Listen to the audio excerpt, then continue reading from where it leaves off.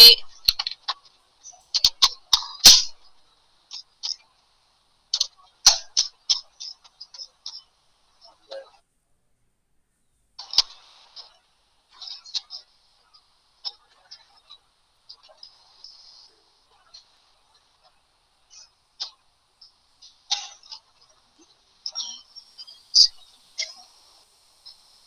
estimator.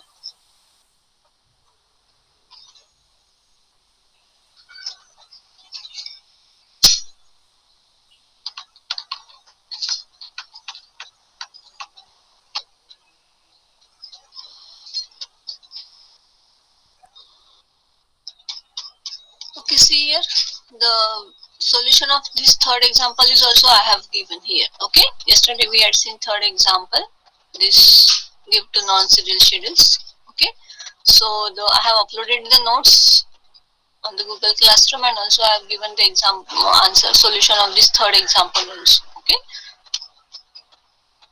like this.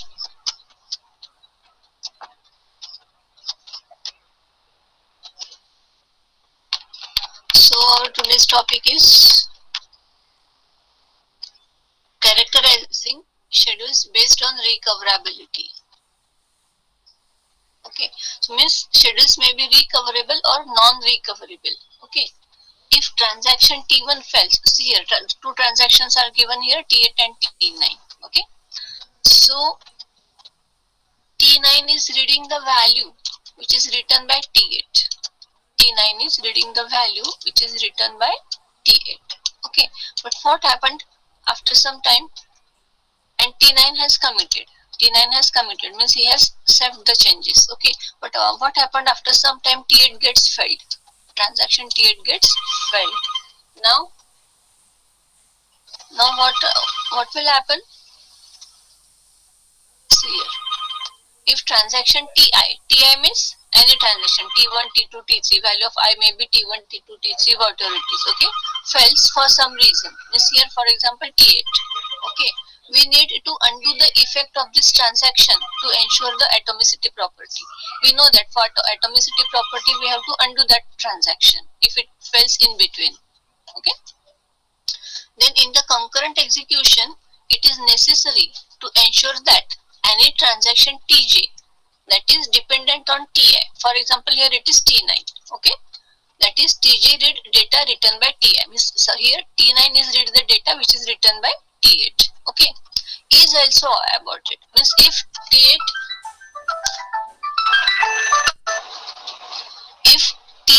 means here means what happened? Means suppose T9 has read the value which is written by T8. Okay, and after that suppose T8 gets failed. So we have to abort this T8. But as T9 has read the value which is written by T8, so this T9 should also be aborted. Okay, so that this T9 should also be aborted. Why? Because T9 has read the value which is written by T8 and T8 gets failed. So T8 gets aborted. So T9 should also be aborted.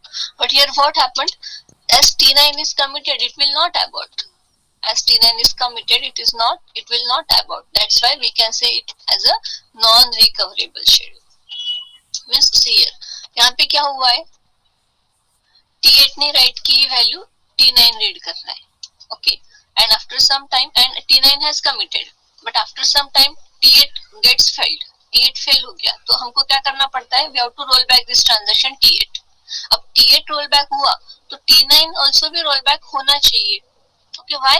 Because इसने write की value ये read कर रहा है ना? Means now T9 is reading the wrong value क्योंकि ये abort हो चुका है, ये इसके original value पे जाएगा A के, और T9 ने क्या किया? इसने write की value read कर रहा है, means that is wrong value is reading. Okay, so एक T9 भी abort होना चाहिए, but it cannot be aborted. Why? Because it is committed. So this is called as non-recoverable schedule. means हम इसको recover नहीं कर सकते. Okay, so see here T8 fails before it commits. We should undo T8. Since T9 has read the value of data item A written by T8, we should abort T9 also. But T9 has already committed and cannot be abort. Commit किया जो है committed है, we cannot abort it. Okay, that is the rule. So it is impossible to recover the schedule. So it is called as non-recoverable schedule. Getting? इसने right की value ये read कर रहा है, ये अबॉर्ट हुआ तो ये भी अबॉर्ट होना चाहिए T9, but T9 cannot abort because it is committed. Okay, so that's why it is called as non-recoverable schedule. ये ऐसे क्वेश्चंस आ सकते हैं. Then recoverable schedule. Now we will see recoverable schedule. A recoverable schedule is one where for each pair of transactions Ti and Tj such that Tj reads a data item previously written by Ti. Tj means suppose here T8 and T9 are there. Suppose T9 is reading the value which is written by T8. Okay. And the commit operation of Ti appears before the commit operation of Tj. Means here suppose T9 is reading the value which is written by T8. Then T8 should commit first and then T9 should commit after that. Then it is called as recoverable.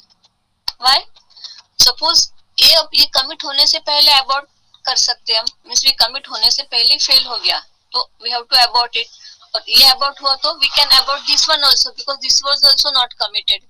ये भी commit नहीं हुआ है और ये भी commit नहीं हुआ है. सो ये कमिट होने से पहले यहाँ पे अगर ये कहीं कुछ फेल होता है और हमको we have to abort it, तो इसको अबॉर्ट किया तो ये ऑटोमेटिकली ये भी अबॉर्ट हम कर सकते हैं. Why? Because this is also not committed. So recoverable schedule means what we have to do. Suppose T9 is reading the value which is written by T8. So first of all T8 should be committed and then after that T9 should be committed.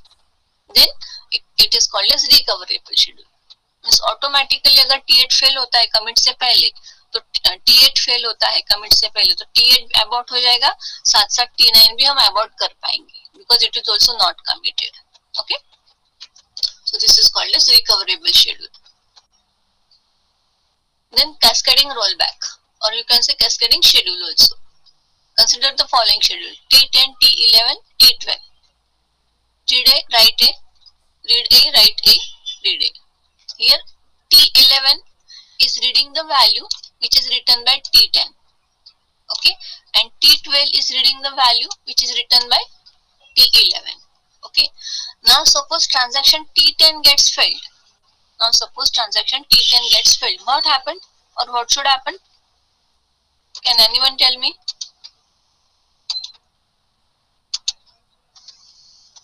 क्या होना चाहिए?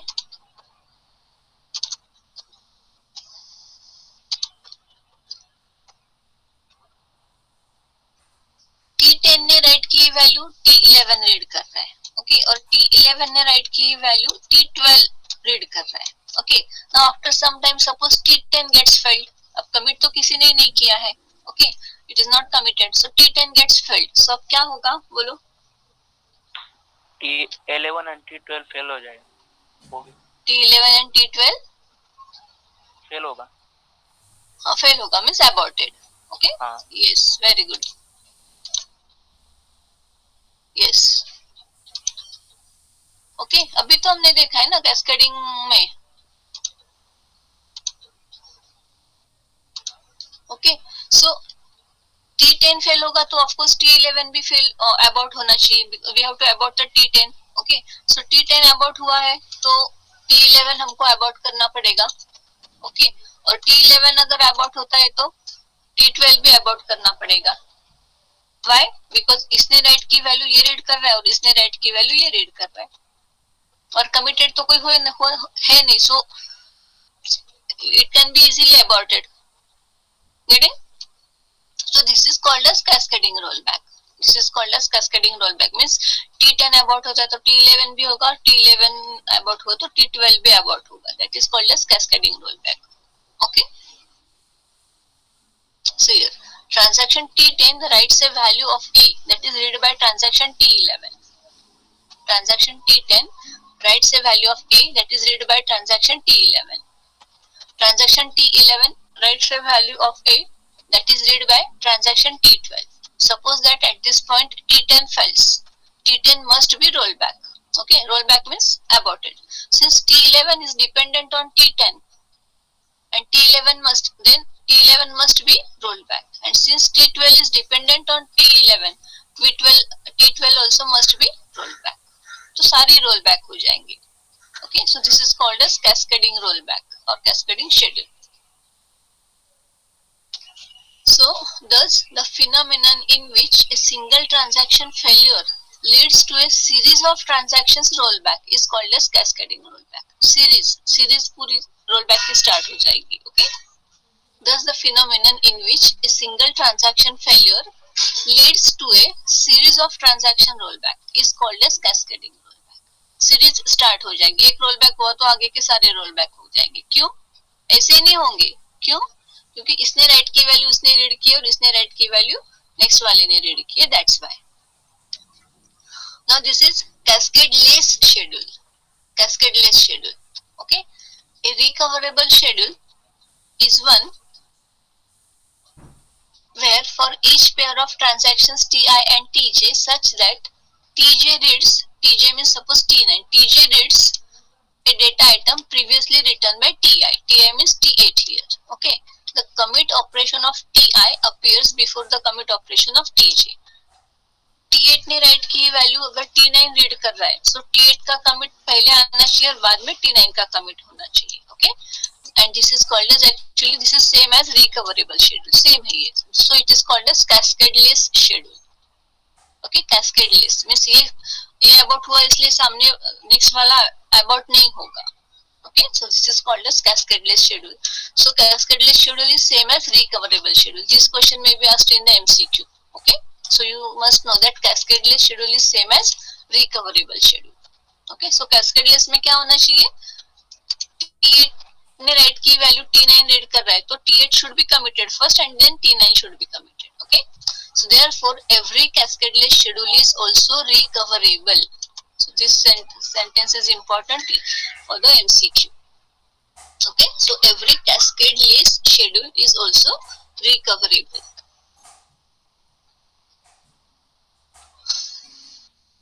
Now next topic is serializability. Okay, serializability.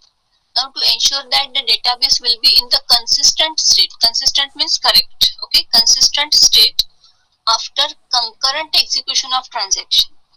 After concurrent execution of transaction, we should control the concurrent execution of a transaction. We have to control it. Okay, कि database should be in the consistent state after the concurrent execution. Okay, means concurrent transaction या होने के बाद भी हमारा database का state correct state में ही आना चाहिए. So that's why we should control it. We have to control it. Okay, and there are two forms of serializability: conflict serializability and view serializability. Conflict serializability.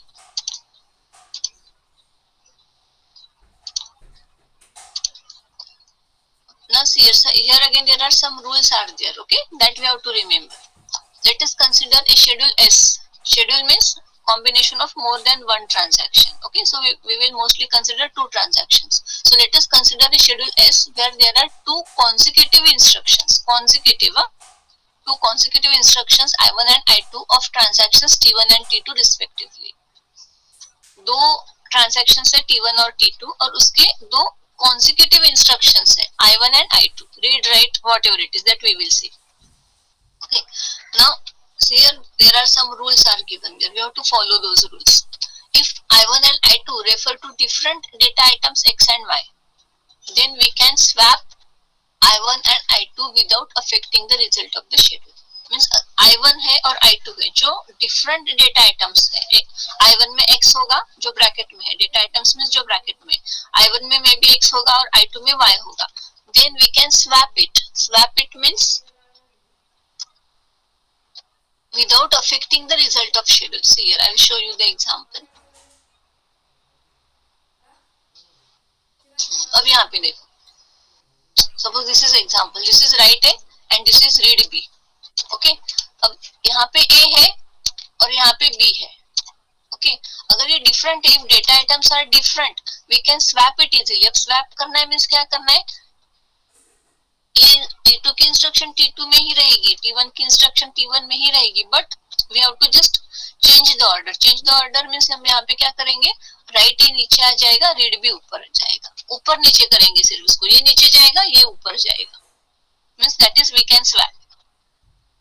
Okay, so means अब यहाँ पे देखो हमने क्या किया था, यहाँ पे राइट ए पहले एग्जीक्यूट हो रहा था, बाद में रीड बी हो रहा था. Okay, but data items are different. ये ए को ए पे ऑपरेशन कर रहा है, ये बी पे ऑपरेशन कर रहा है, और data items are different, so we can easily swap it. और स्वैप इट मींस क्या किया हमने, रीड बी ऊपर गया और राइट ए नीचे आया, ये राइट है.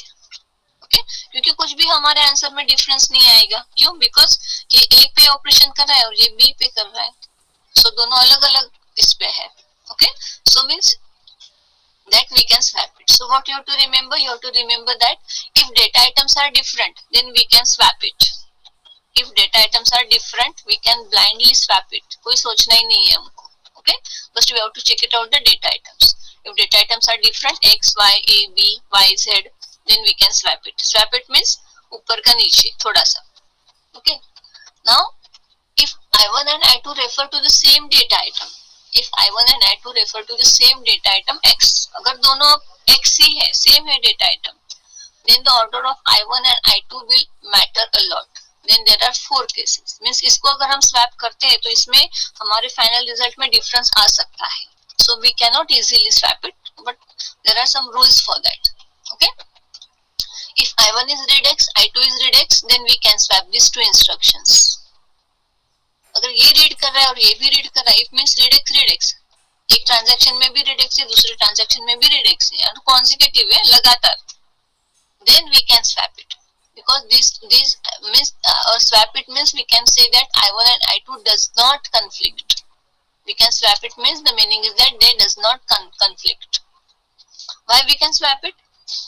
Because read को स्वैप भी किया तो भी आंसर में कुछ डिफरेंस नहीं आने वाला, आंसर हमको करेक्ट ही मिलने वाला है. ओके, क्योंकि इसको भी रीड करना है, इसको भी रीड करना है. Okay, now the second rule is read x, I1 equal to read x, I2 equal to write x. Means one is read x, another is write x. Now if T1 comes before T2, T1 comes, एक minute,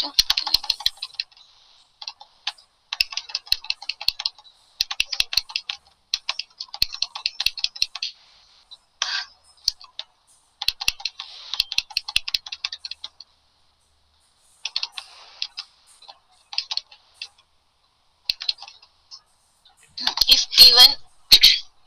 T1 is read x, if T1 comes before T2, T1 read x है, T2 is write x है, then T1 does not read the value of x. पहले T1 आ रहा है means पहले read x है, उसके नीचे write x है. ओके, यहाँ पे सपोज यहाँ पे rx है, इनविजिबल विजिबल अभी तक नहीं दिख रही है. नहीं दिख रही मैम, तब से नहीं दिख रही है, नहीं अभी अभी नहीं दिख रही है, अभी नहीं दिख रही है. हाँ, okay okay okay. Now can you see the screen?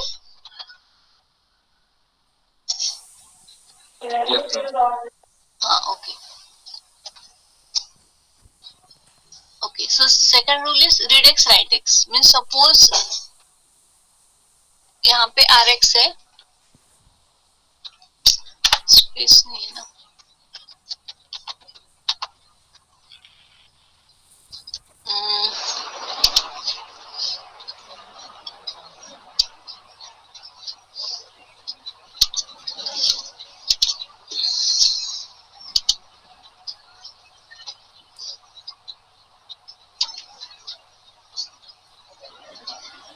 okay, see here. Suppose T1 comes before T2 and T1 पे ये rx पहले आ रहा है, read x पहले आ रहा है. ओके, मींस क्या होगा, rx पहले आएगा यहाँ पे और उसके नीचे write x आएगा ना. ओके, T1 पहले अगर ये हो रहा है मींस read x यहाँ पे आएगा और ये जो write x है वो उसके नीचे आएगा. Okay, so what is the meaning that ये जो रीड कर रहा है वैल्यू वो हार्ड डिस्क की प्रीवियस वैल्यू रीड करेगा, है ना, जो प्रीवियसली अभी करंटली है. ओके। और अगर हम इसको स्वैप करते हैं मीन्स राइट एक्स पहले आएगा ऊपर, ओके, और ये जो रीड एक्स है ये नीचे आएगा उसके नीचे। सो अब यहाँ पे क्या होगा, ये रीड एक्स कौन सी वैल्यू रीड कर रहा है, जो यहाँ पे राइट हुई है अभी, getting, means before swapping and after swapping it is reading the different value, before swapping and after swapping it is reading the different value. So of course तो आपको रिजल्ट सेम मिलेगा या डिफरेंट मिलेगा,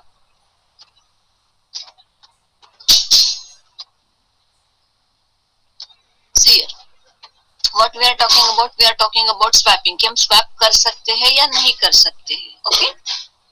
सो पहले हम ऐसे देखते हैं कि दिस इज रीड एक्स और उसके बाद right X, means right x यहाँ पे है, नीचे है, ओके, मींस पहले रीड एक्स हो रहा है और उसके बाद राइट एक्स हो रहा है। सो ये रीड एक्स कौन सी वैल्यू रीड करेगा, for example in the hard disc the value of x is now 100, okay, in the hard disc suppose the value of x is 100, सो ये कौन सी वैल्यू रीड करेगा 100, okay. But अगर मैं इसको swap करती हूँ मीन्स पहले राइट एक्स होगा और उसके बाद ये रीड एक्स होगा नीचे, ओके। सो अब क्या होगा, सपोज इमेजिन करो इसने राइट एक्स की होगी वैल्यू 150, तो अब ये रीड एक्स कौन सी वैल्यू रीड करेगा हार्ड डिस्क से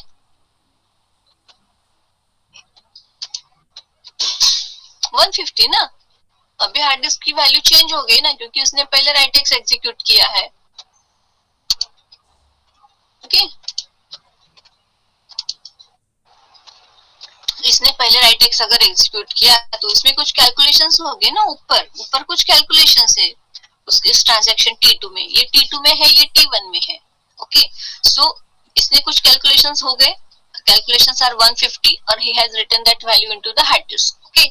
सो राइट एक्स के बाद ये रीड एक्स आ रहा है तो ये क्या कौन सी वैल्यू रीड करेगा 150, ओके, मींस स्वैपिंग से पहले वो वैल्यू रीड कर रहा था 100 और स्वैपिंग के बाद वो वैल्यू रीड कर रहा है 150, तो जाहिर है अगर नीचे T1 में रीड एक्स के बाद और कुछ कैलकुलेशंस होंगे और राइट स्टेटमेंट होगा तो फाइनल जो वैल्यू मिलेगी हमको T1 में राइट की वो अलग सेम मिलेगी या अलग अलग मिलेगी before swapping and after swapping,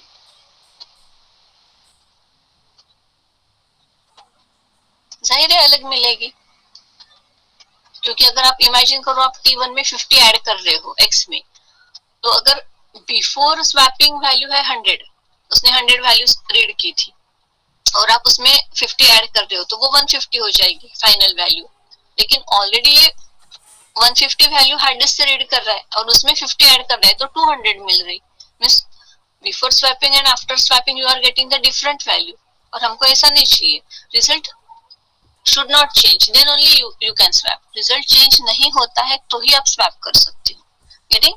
So see here, if T1 comes before T2 then T1 does not read the value of x that is written by T2 in I2, means T1 अगर पहले आता है means read x तो वो T2 ने right की value नहीं read कर रहा है, okay, and then T1 reads the value of x written by T2.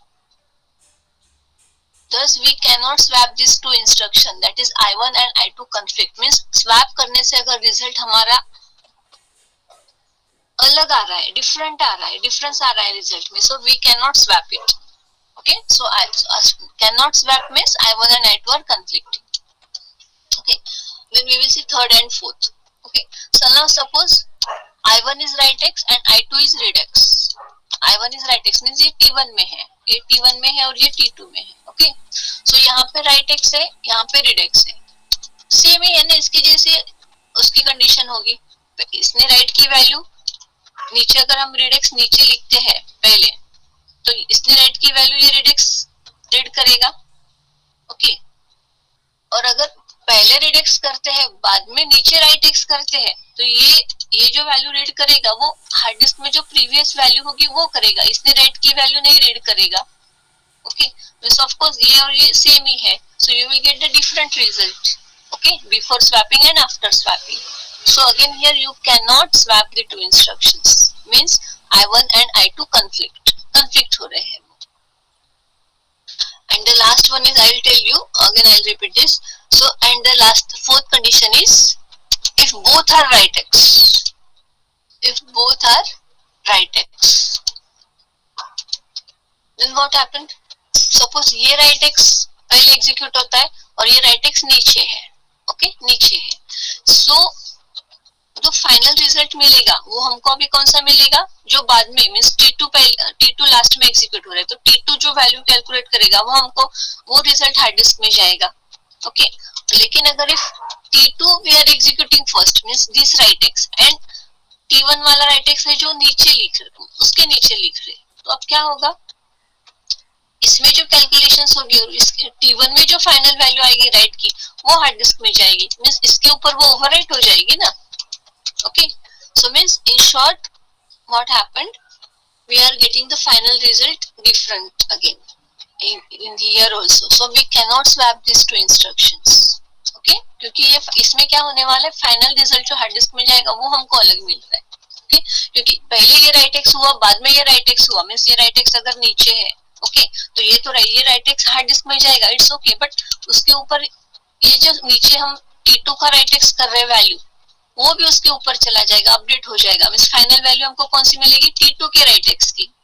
Okay, लेकिन अगर हम अपोजिट करते हैं कि पहले T2 का राइट एक्स एग्जीक्यूट हो जाए तो T2 के राइट एक्स हार्ड डिस्क में जाएगा पहले, और उसके नीचे अगर हम T1 का राइट एक्स एग्जीक्यूट करते हैं तो T1 का जो राइट एक्स है वो हार्ड डिस्क में जाएगा, ये T2 वाला निकल जाएगा, अपडेट हो जाएगा. We had seen already all these things. So means in short क्या हो रहा है, the final result is getting difference. So हमको वैसा चाहिए ही नहीं, हमको सेम रिजल्ट आता है, then only we have to swap it. So here also we can not swap this instructions. Okay, so in short इसमें से हम क्या ये फाइंड आउट कर सकते हैं कि we can say that I1 and I2 conflict if there are operations by different operations on different transactions है, वो तो T1 T2 रहेंगे on the same data item XX और YY and at least one of them is right X operation. अगर दो instructions में से कोई minimum कोई भी एक instruction अगर right X है then we cannot swap. बस आपको इतना ही रूल याद रखना है. Okay? Read X we can swap but others we cannot swap. अब बस आपको इतना ही रूल याद रखना है. ओके, अगर डेटा आइटम सेम है, if data items are same means XX YY, तो उसके लिए 4 रूल्स है. Okay, so how do you have to remember, if read X we can swap, read X write X we cannot swap, write X read X we cannot swap and write X we cannot swap. means in short means क्या है, अगर दोनों में से means एक at least one of them is write X then we can not swap. Okay, क्योंकि write X की वजह से क्या होता है, हमारा रिजल्ट चेंज होता है अगर राइट को हम स्वैप करते हैं तो. ओके, सो आपको याद एक की बात रखनी है कि एक भी अगर राइट एक्स रहा वी कैन नॉट स्वैप. और कैन नॉट स्वैप का मीनिंग क्या है कि cannot swap means those instructions are conflicting. ये भी साथ साथ याद रखना है क्योंकि एमसीक्यू में कैसे क्वेश्चन आएगा बोल नहीं सकते, या तो conflict वर्ड लेके आ सकता है या तो cannot swap करके भी आ सकता है. ओके, तो याद रखना है कि cannot swap means it is conflicting. Okay, opposite है. cannot swap means if it is conflicting then we cannot swap. Okay, and we can swap means it is not conflicting. means इस वजह से याद रखो उसको. ओके, बस आपको MCQ के हिसाब से उतना ही याद रखना है. और ये आपको अभी हमने काफी सारे एग्जांपल्स देखे रिडेक्स राइडेक्स से, हमारा जो हमने जो 4 ट्रांजैक्शंस देखे हार्ड डिस्क में कैसे वैल्यू जाती है, तो उससे भी आप करके देख सकते हो अगर आपको चाहिए तो. लेकिन आपको रूल याद रखना है, रिडेक्स वी कैन स्वैप और एक भी राइट एक्स रहा तो we can not swap. Okay, और ये चारों रूल्स किसके लिए है, if the data items are same, XX है तो या YY है तो. Again if data items are different that is X and Y then we can blindly swap it. सोचने का ही नहीं है हमको because data items are different. Okay, now we will see example then your idea will get clear. Okay, if two transactions I1 and I2 do not conflict then we can swap the order of I1 and I2 in schedule S to produce S dash. अभी यही rule हमको याद करके आगे का एक example just solve करना है, जस्ट इंस्ट्रक्शंस है. ओके, सो सी ये ओरिजिनल है T1 एंड T2, इसमें रीड ए राइट है, रीड ए राइट है, read B write B, read B write B. This is schedule S. S है. अब हमको क्या करना है, हमको ये ऊपर के रूल्स लगा के ये देखना है, after applying these rules if we can swap we have to swap it and we have to check it out whether we are getting the serial schedule. ये concurrent schedule है, this is concurrent schedule, but ये swap करने के बाद using the rules अगर हमको serial schedule मिलता है कि नहीं मिलता है, that we have to check it out. Okay, so now see read a write. अब क्या है, T1 is started first. Okay, T1 की instruction पहली है ना, means T1 is started first. So what we will do to make a serial schedule, we will try to move upward these two instructions one by one. बेटा एक साथ दोनों तो नहीं जाएगी, one by one. Okay, इस means हमको क्या करना है, read B को ऊपर move करना है और write B को भी ऊपर move करना है using rules. Okay, so now first we will move we will check it out this read B with this write A. जिसको मैंने bold किया है ना वो दोनों को हम swap करना है हमको. Okay, so देखो क्योंकि हमको read B को ऊपर लेके जाना है तो read B को आपको किसके साथ कंपेयर करना पड़ेगा, इस write A के साथ. Now can you tell me read B and write A, can we swap it?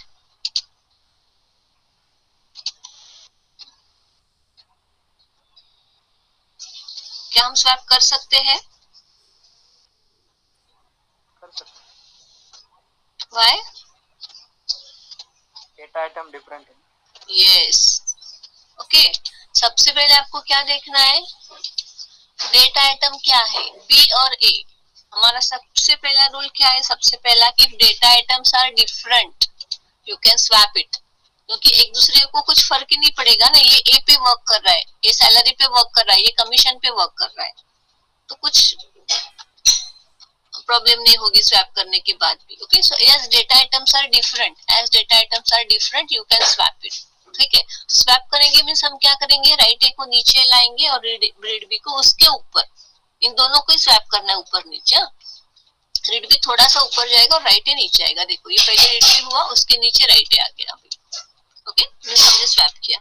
Now अब ये तैयार हो गया हमारा. अब रीड बी को हमको धीरे धीरे ऊपर लेके जाना है ना सीरियल शेड्यूल बनाने के लिए. Okay, so now we will check this one, read B and read A. Now can you tell me, can we swap it, read B and read A?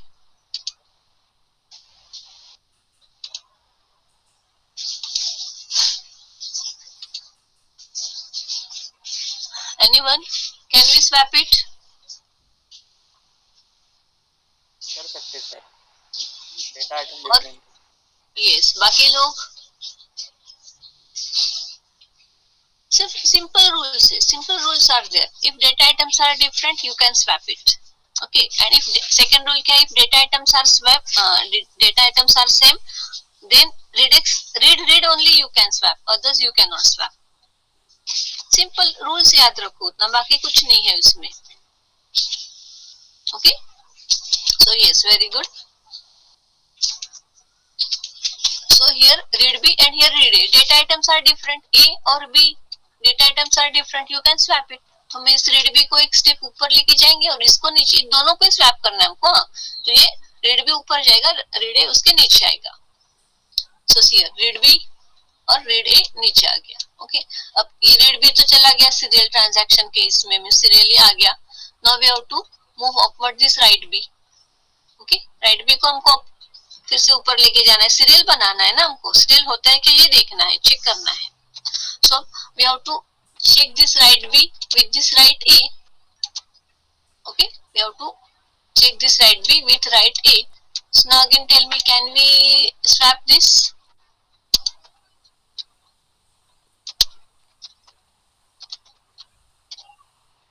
Who can tell me?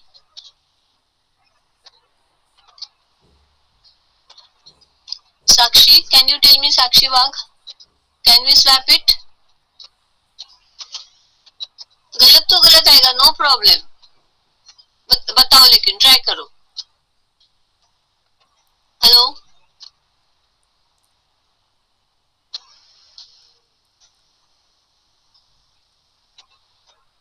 who can tell me?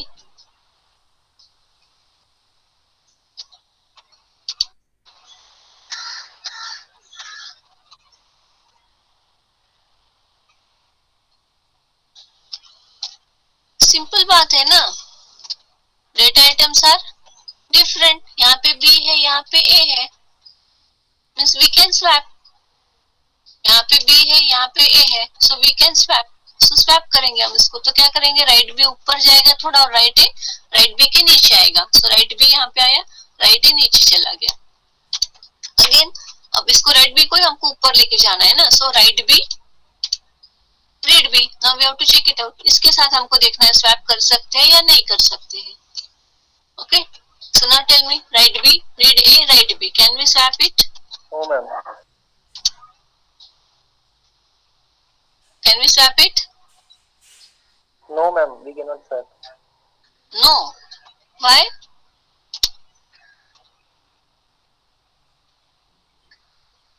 क्यों नहीं कर सकते? Ma'am data items are different. तो data items different है तो इसलिए तो हम स्वैप कर सकते हैं। Getting? कोई बात नहीं, बट हमारा रूल क्या है? हमारा रूल क्या है कि if data items are different then we can swap it। ठीक है, क्यों? क्योंकि A है, A मीन्स सपोज है सैलरी कॉलम और B मीन्स है आपका कमीशन कॉलम।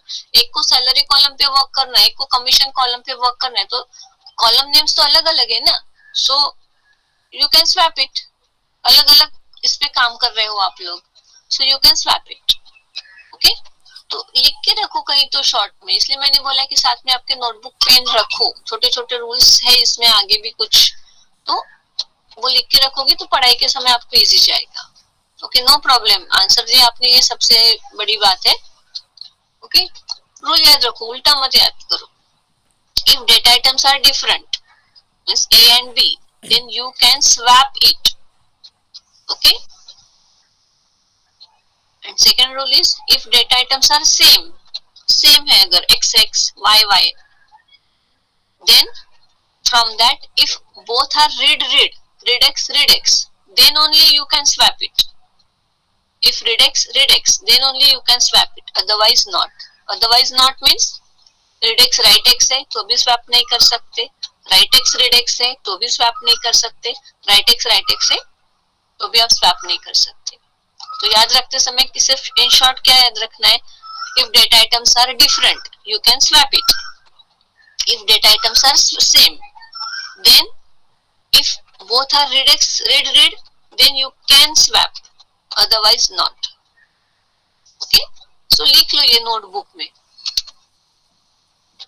ओके, सो अब यहाँ पे क्या है, ये B है ना, यहाँ पे B है और यहाँ पे A है, so data items are different so you can swap it। so right भी ऊपर चला जाएगा, read A नीचे आएगा, and here you will get the serial schedule that is called as, name is given as serial schedule S dash। ऊपर वाला name क्या था हमारा, S था, serial schedule S, and here it is schedule S dash। okay, so therefore if concurrent schedule S can be transformed into a serial schedule S dash, if concurrent schedule S can be transformed into a serial schedule S dash by a series of swaps of non-conflicting instruction, then S and S dash are conflict equivalent। means अगर ये जो आपका concurrent schedule है S, इसको swap करके means ऐसे swap नहीं करना है, using that non-conflicting instructions, जो जहाँ पे हम swap कर सकते हैं according to the rules, वो instructions use करके अगर आपको S dash serial schedule मिलता है, S dash ये serial schedule मिलता है, then S and S dash are conflict equivalent। then ये S dash और ये previous वाला आपका original S and S dash are conflict equivalent। तो ये ऐसे जो क्वेश्चंस है ये आपको MCQ के लिए ज्यादा important रहेंगे। ओके, तो इसको अच्छे से याद रखो। and a schedule S is conflict serializable if it is conflict equivalent to a serial schedule। ये sentences आप याद रखो, ये MCQ के लिए ज्यादा important है। a schedule S is conflict serializable, okay, if it is conflict equivalent to a serial schedule। means in short concurrent schedule का अगर आपको स्वैपिंग करने के बाद ऑफ कोर्स रूल्स यूज करके अगर आपको सीरियल शेड्यूल मिलता है, ओके, अगर आपको सीरियल शेड्यूल मिलता है then it is conflict serializable। Okay, so आपको बस 2-3 जो मैंने रूल्स बताए उतना ही याद रखो, लेकिन इस टाइप के स्टेटमेंट अच्छे से याद करना है आपको क्योंकि ये MCQ में पूछे जाते हैं। ओके, अब एक लास्ट पॉइंट है, लास्ट मीन्स इस टॉपिक से related, that is second point is, वो आपको मैं शॉर्ट में बता देती हूँ. If you are getting, it's okay. If you are not getting, you can tell me in the next lecture, I will explain it again. Okay, ये आप पढ़ो और मुझे बताओ कि मैम प्लीज रिपीट अगर आपको नहीं ये हो रहा है तो. ओके, बट आपको पढ़ना पड़ेगा. Okay, now see view serialisability. View means क्या बोल सकते हैं कि सेम दिख रहे. ओके, व्यू सीरियलाइजेबिलिटी मीन्स आप इन शॉर्ट इमेजिन करो कि दिखने में सेम है. ओके, मीन्स वर्किंग सेम है एक्चुअली, नॉट एग्जैक्टली दिखने में बोल सकते हैं, working is same. So consider two schedules S and S dash. ऊपर वाले हमारे जो शेड्यूल्स है वही आपको कंसीडर करने हैं. Okay, S and S dash वही मैंने लिखे यहाँ पे नीचे. Okay, so now the schedule S and S dash are said to be view equivalent if the following three conditions hold. तीनों के तीनों conditions अगर true होती है, then only we can say that S and S dash are view equivalent. means same दिख रहे हैं, same working है उनका actually.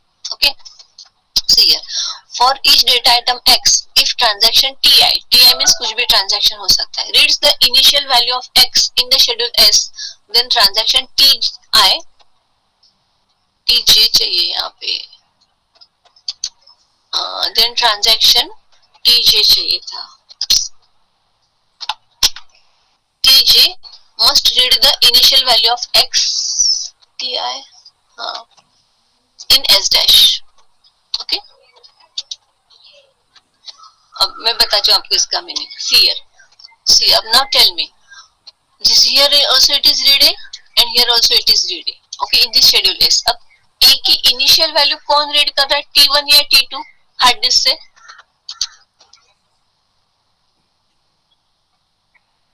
T1. हार्ड डिस्क में जो वैल्यू है सबसे पहले इनिशियल, वो कौन वैल्यू रीड कर रहा है, T1. ओके, सो मींस बताने का मीनिंग क्या है, हमारे तीन कंडीशंस क्या है कि इसमें जो हो रहा है वही सेम इसमें अगर हो रहा है वर्किंग, इसमें जो हो रहा है वही सेम अगर इस शेड्यूल S डैश में हो रहा है. ओके, S और S डैश में सेम हो रहा है, then we can say those are view equivalent. Okay, so in short first condition क्या है हमारी कि अगर A की इनिशियल वैल्यू शेड्यूल S में T1 रीड कर रहा है तो शेड्यूल S डैश में भी A की इनिशियल वैल्यू T1 नहीं रीड करनी चाहिए. ओके, ऐसा नहीं हो चाहिए कि इसमें A की इनिशियल वैल्यू T1 रीड कर रहा है और इधर T2 रीड कर रहा है. नहीं, जो पहले जो ऊपर है वही फर्स्ट टाइम रीड करेगा ना इनिशियल वैल्यू, तो इधर भी T1 ही कर रहा है, इधर भी T1 ही कर रहा है. It's okay. So first condition is satisfied. Second one is for each data item X, if transaction TJ is reading the value of X which is written by TI in schedule S, then in schedule S dash also TJ must read the value of X which is written by TI. Means यहाँ पे क्या है कि अगर S में schedule S में T1 ने right की वैल्यू T2 रीड कर रहा है for that data item, for that particular data item, for example A here, पर इसने राइट की वैल्यू T1 ने राइट की वैल्यू T2 रीड कर रहा है A के बारे में शेड्यूल S में, तो T2 में इन S dash should same happen कि इसमें भी T1 ने राइट की वैल्यू ही T2 रीड करना चाहिए, रीड करना चाहिए. ओके, मींस इधर जो हो रहा है वही इधर होना चाहिए इन शॉर्ट. ओके, मींस यहाँ पे क्या हो रहा है, इसने राइट की वैल्यू ये रीड कर रहा है T2, so in the S dash also should same happen that T1 ने राइट की हुई वैल्यू T2 रीड कर रहा है. B के लिए भी वैसे ही है, T1 ने राइट की वैल्यू इधर T2 रीड कर रहा है, सो इधर भी T1 ने राइट की हुई B की वैल्यू T2 ने ही रीड करनी चाहिए. ओके, और third value for each data item X, third is condition is for each data item X, the transaction that performs the final write X operation in schedule S must perform the final write X operation in schedule S dash. इसमें जो final right कर रहा है A के बारे में, suppose यहाँ पे फाइनल राइट कौन कर रहा है, T2, क्योंकि ये पहले करेगा बाद में ये करेगा, बट फाइनल राइट किसको बोलेंगे हम, इसको जो लास्ट में होगा. ओके, सो अगर इसमें फाइनल राइट वैल्यू A की T2 कर रहा है तो इसमें भी A की फाइनल वैल्यू T2 ने ही राइट करनी चाहिए. B के बारे में भी वैसे, हर डेटा आइटम के लिए है ये टेस्ट.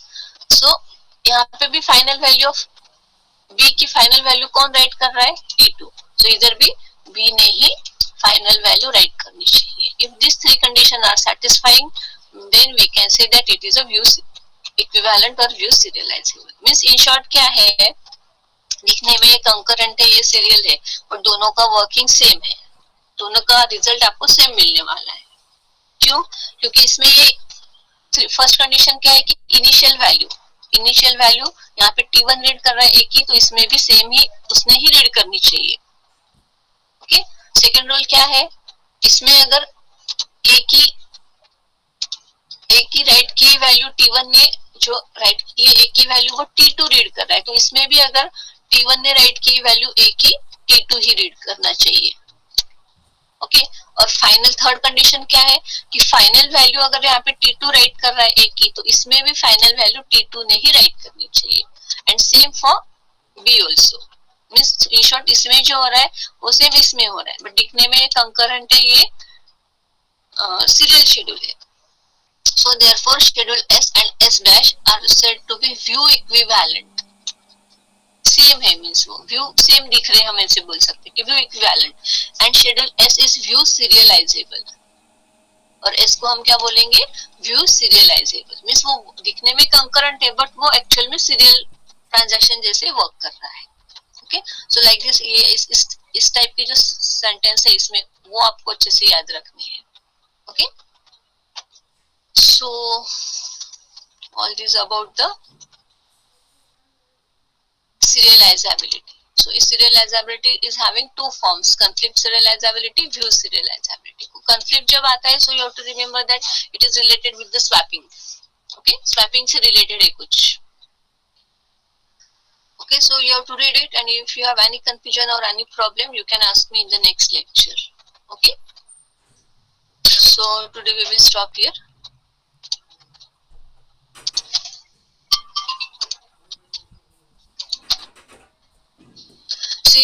ये चैप्टर थोड़ा सा कंफ्यूजिंग है. ओके. बट कुछ नहीं, मैं जो आपको बेसिक रूल बताती हूँ वो आपने लिख के रखे नोटबुक में, तो आपको इजी जाएगा. ओके. आपको रूल्स याद रखने हैं बस, बाकी कुछ ज्यादा नहीं करना है. ओके. सेकंड थिंग, आपकी एग्जाम जो है यूनिवर्सिटी की, वो टेंटेटिव डेट है कि 15 जून से स्टार्ट हो सकती है. ओके. सो मींस जल्दी है.